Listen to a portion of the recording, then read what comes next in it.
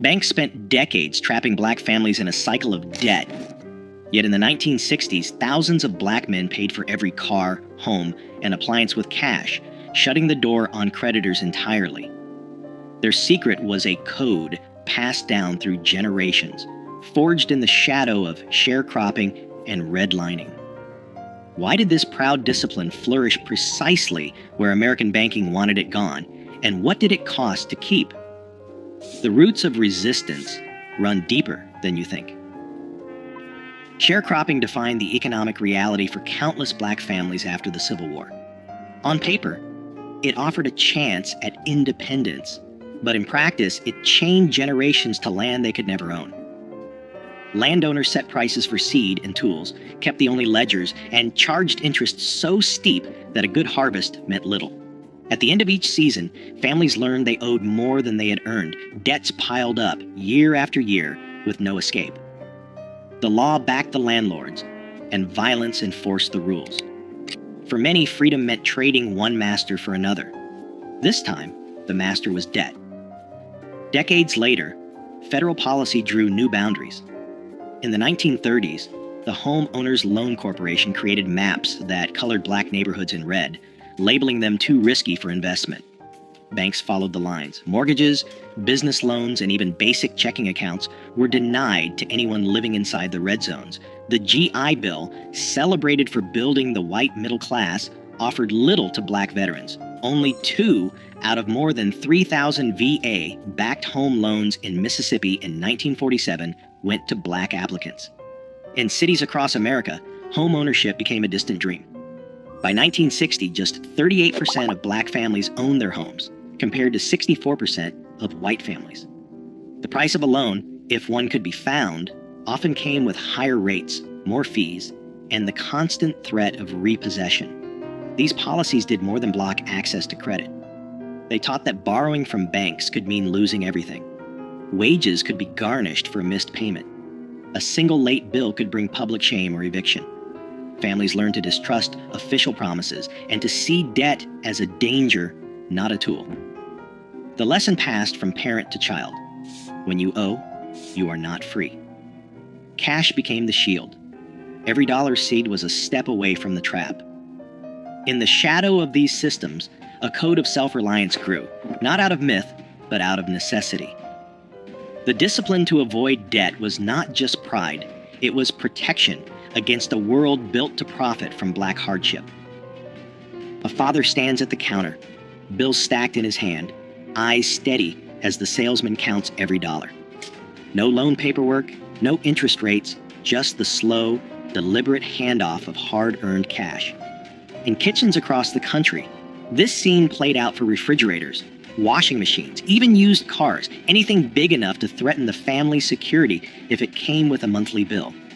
The ritual was the same, months, sometimes years, of saving, each payday bringing the goal closer. The cash might be hidden in a coffee can, tucked behind flour in the pantry, or slipped beneath a loose floorboard. On the day of the purchase, children watched as fathers smoothed out creased bills that had passed through too many hands to count. Each dollar carried the weight of sacrifice, a skipped treat, an extra shift, a winter coat handed down one more season. Ownership meant more than pride. It meant safety. A car paid in full could not be repossessed after a missed payment. A refrigerator bought outright kept food cold, no matter what happened at work. The family's roof stayed over their heads because there was no mortgage for a bank to call in. The lesson was clear.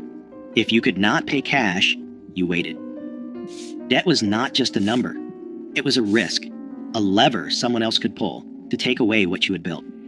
Stories passed down in living rooms and on front porches told of neighbors who lost everything over a single missed payment. The warning was woven into every decision. Don't owe nobody. Fathers taught sons to count their bills twice, to demand a receipt, to walk away from any deal that required a signature promising money not yet earned. Even the smallest purchases came with a sense of ceremony. The act of paying in cash was a declaration. No bank, no landlord, no creditor could claim a piece of what was yours. The discipline ran deep. No matter how tempting the new model, or the salesman's pitch, the answer stayed the same: cash on the barrel, or nothing at all. This was not stubbornness for its own sake. It was protection, passed down from men who had seen what happened when debt crept in.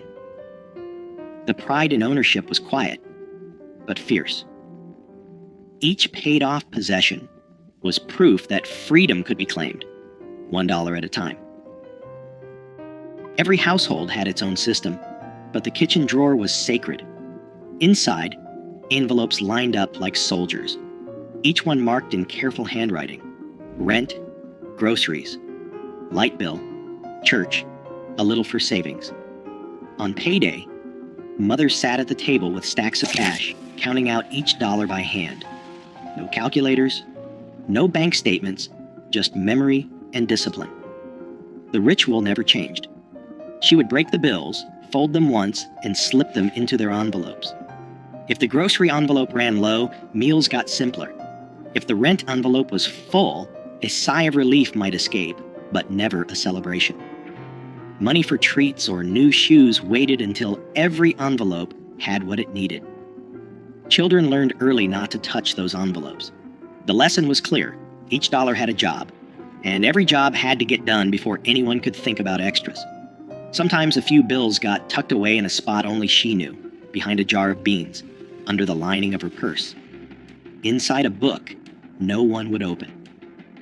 That was emergency money. It was not for spending.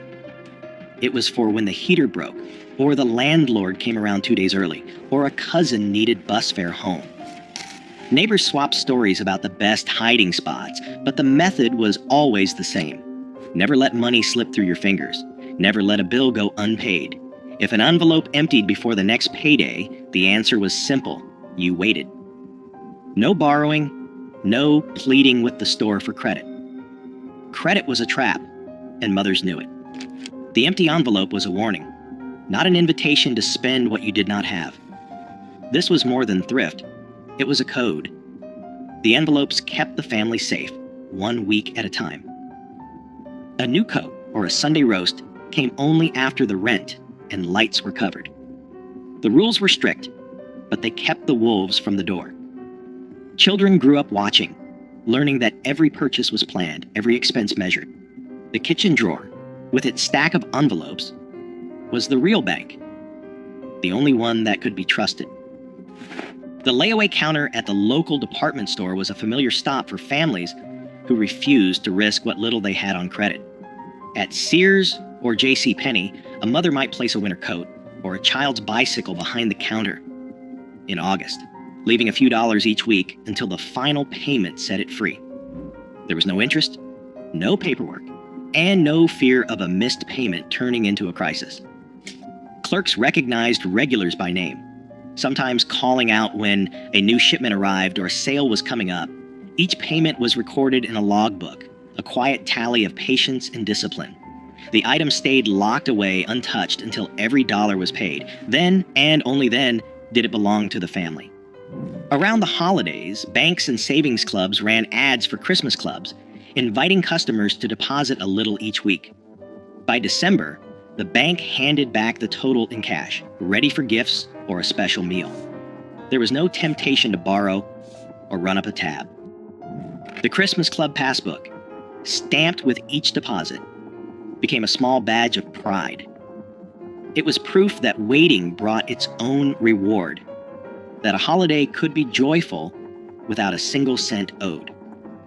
For families who remembered the shame and danger of borrowing from landlords or store owners, these systems offered something rare: control.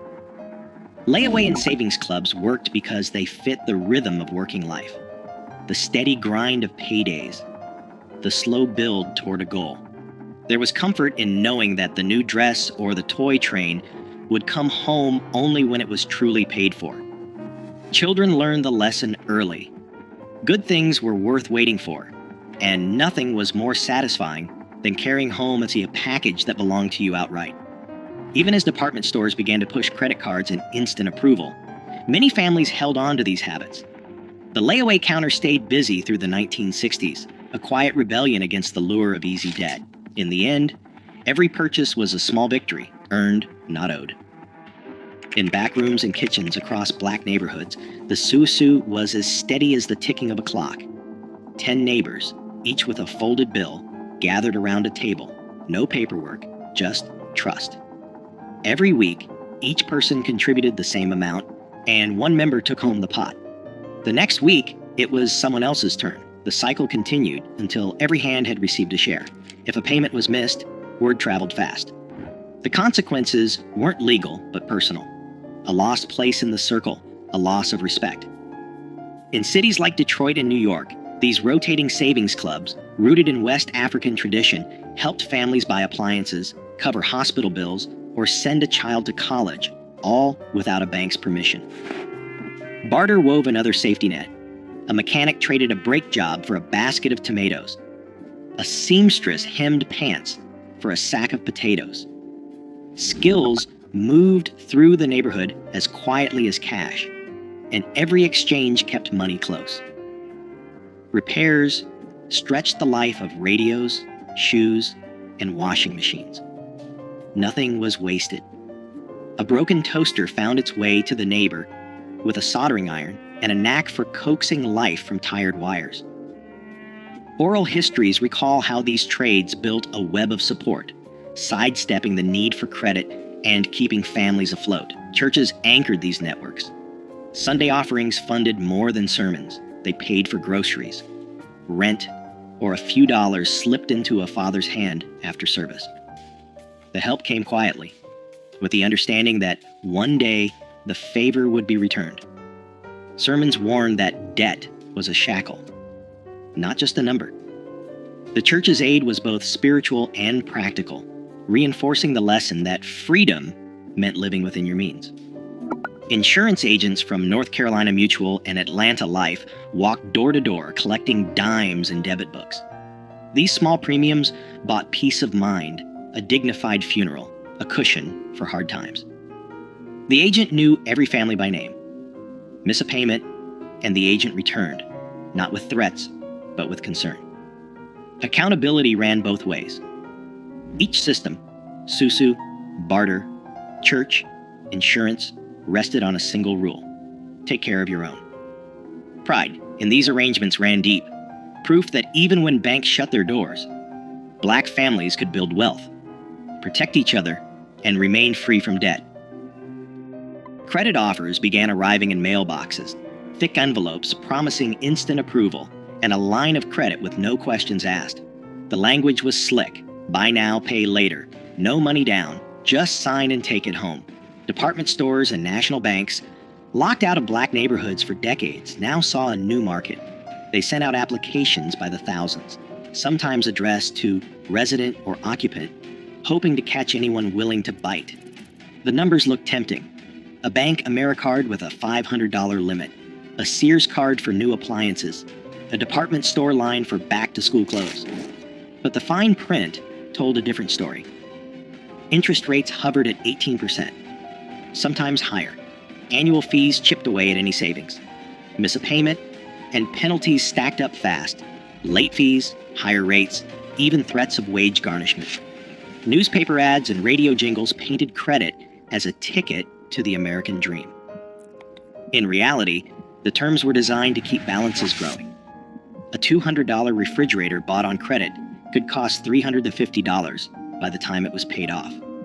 Department stores trained clerks to pitch store cards at the register, offering discounts on the first purchase but locking families into revolving debt. Some banks used out-of-state charters to sidestep local usury laws, importing higher Nebraska or South Dakota rates into cities like Detroit and Chicago. Letters arrived every week, each one promising a better life, each one a trap disguised as opportunity. The pressure was relentless. For families who had learned to save every dollar, the flood of offers felt like an attack on their discipline. The old code, wait, save, own, met a new world where patience was out of style and debt was sold as freedom.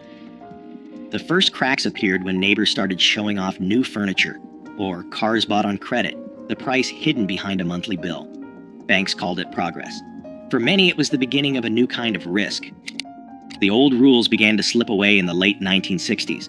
Factories that once offered steady paychecks shuttered their doors, leaving entire neighborhoods without work. In Detroit, Chicago, Newark, and Watts, unrest swept through the streets. Businesses boarded up windows or left town altogether, taking jobs and stability with them. The corner stores that once offered layaway stopped offering the service, shifting to cash or credit-only policies as insurance costs soared and profit margins shrank.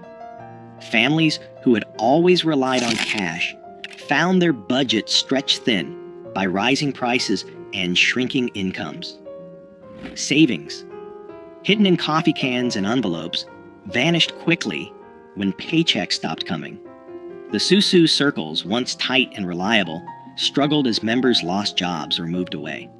Even the church, a last line of defense, faced dwindling offerings as more families needed help than could give. The safety nets that had protected generations began to fray. Some men took on odd jobs or hustled for cash, but the steady grind that had made saving possible was gone. The discipline that had kept debt at bay became harder to sustain when every dollar was needed just to get by. Temptation grew as neighbors, desperate to replace what was lost, began to accept the credit cards and easy loans that filled mailboxes. The old warnings, never owe, never sign, faded under the weight of layoffs and closed factories.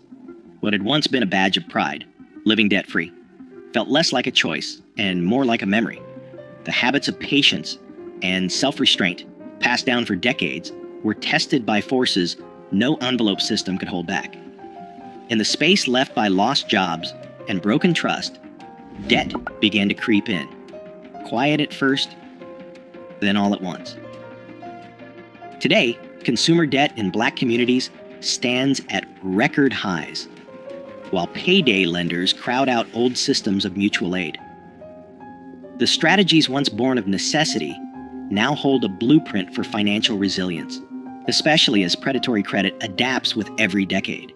The question isn't whether those cash-based codes still matter. The question is, who has the power to remember and who profits if we forget? Let your thoughts spark the conversation.